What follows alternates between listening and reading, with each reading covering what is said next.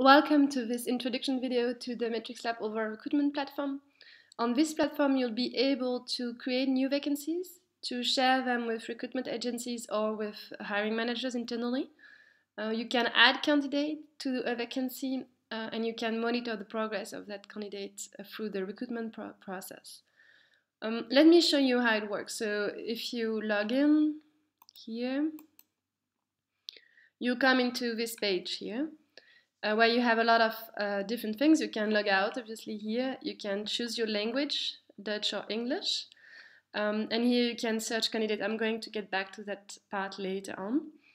And here you have different categories. So on this particular video, we're going to cover the projects.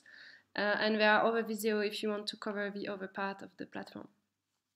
So let me show you the projects. The projects are actually vacancies. So if I click on a project, I can see a list of projects. I can see projects in progress, so those vacancies are still open and still looking for the right candidate. And closed projects, so it's already done and a candidate has been found. So here you can add a project very easily. So if you say, I want to hire a project manager in France, let's say, you can create a project and it will show up here. So it's a very easy way to create a project if you want to. And if you're looking for a specific project, you have here a search box. So you can say, I'm looking for my project manager France. I'm just looking here and it appears there. So if you have a lot of different projects, it's of course very easy, and you can name the project as you want. We usually recommend that you choose a standard way to name your project, so it's easier to search and to filter, but up to you to decide how you want to name your projects. You can see here, CD is actually the number of candidates you have on the project, so this one is new, so there's no candidate. Those are test projects, so I put one candidate in each. And you can see here under what is the status of the candidate. So now it's in, this candidate is being interviewed by hiring managers. And this status you can change as well. I'm going to show that in the next video. Now you have by default the standard status that we are using, but you can obviously change status or create new ones if you want to. Here you have make a choice. So you can do different things with those projects.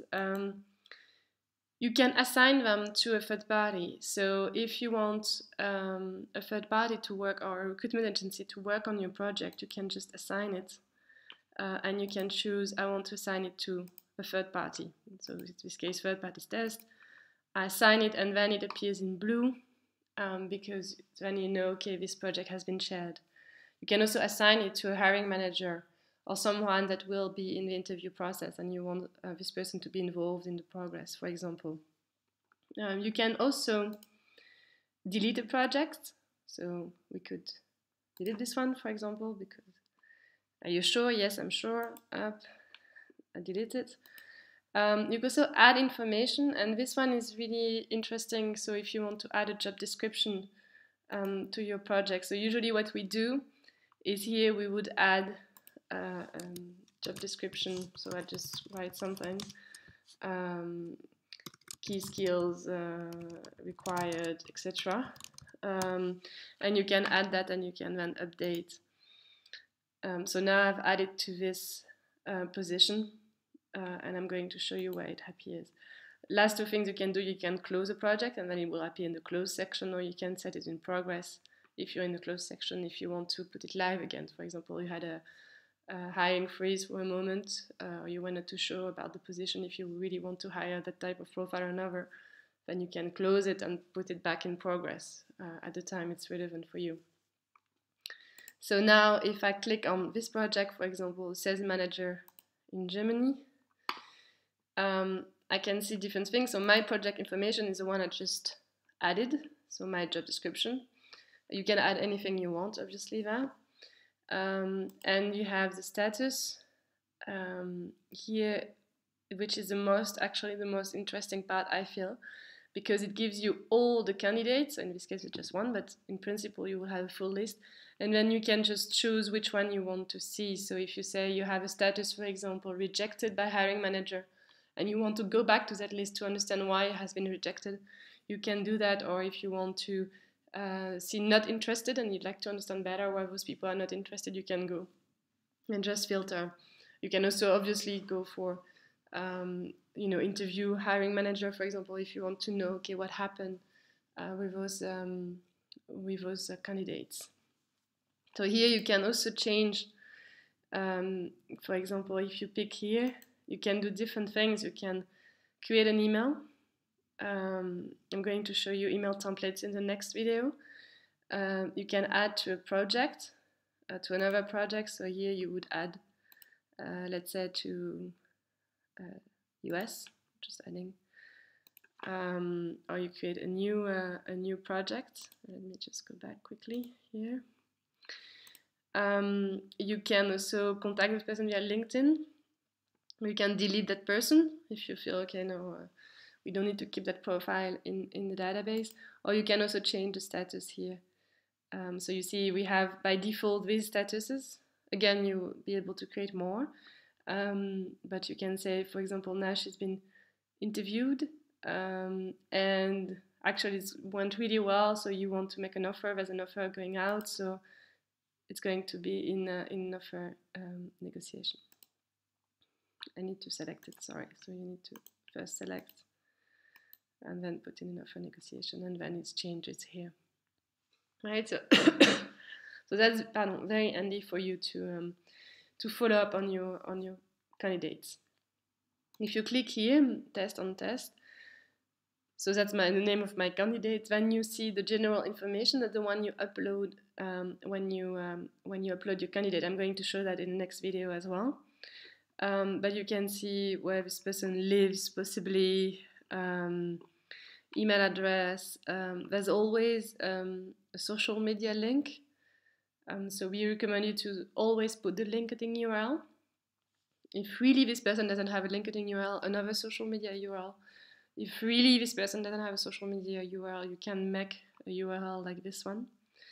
But ideally, always a LinkedIn URL. It's also for the duplication process, very good.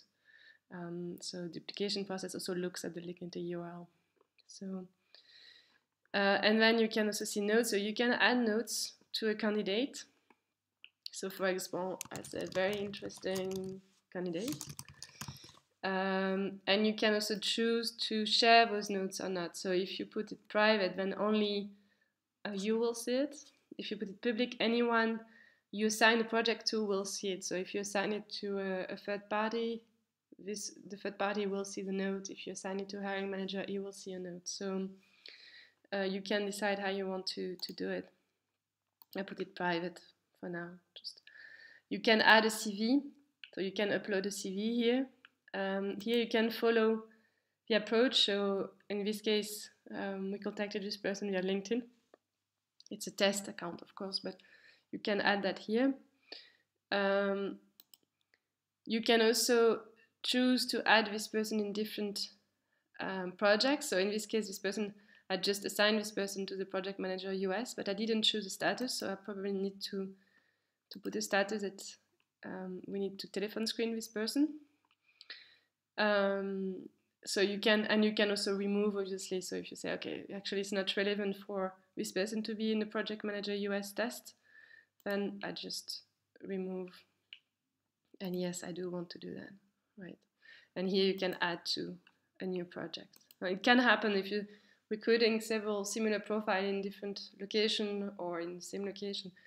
You might need to be able to add the same person in different projects. Here you'll see the calendar, which is pretty nice because you can, add an interview and it will show in this section here, approach candidate. So I'll just update the calendar, and if you go here, then you see the candidate here. I'm not sure if I can go back this way.